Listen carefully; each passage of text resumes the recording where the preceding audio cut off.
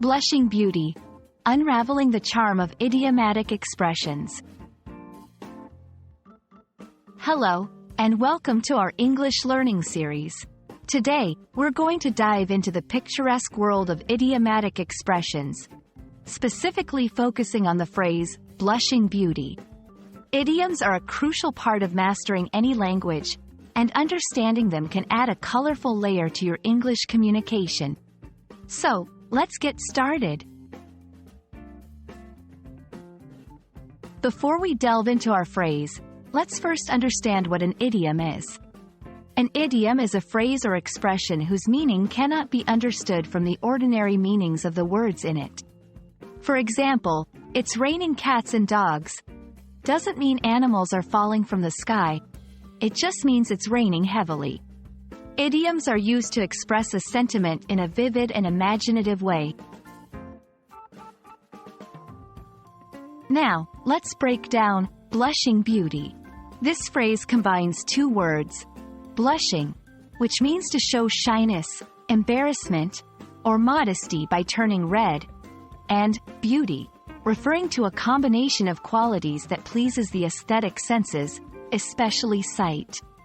When put together, the phrase paints a picture of someone who is not only physically attractive but also exhibits a charming, modest demeanor. How is blushing beauty used in everyday language? This idiom is often used to describe someone who is innocently beautiful and shows modesty or shyness. It's a compliment that highlights both physical attractiveness and a humble, endearing personality. For example, when she smiled, she was the very picture of a blushing beauty. It's also interesting to note the cultural context of this idiom. In many cultures, blushing is seen as a sign of modesty and virtue, making blushing beauty a phrase that resonates with positive connotations. Variations of this phrase might include terms like shy beauty or modest belle.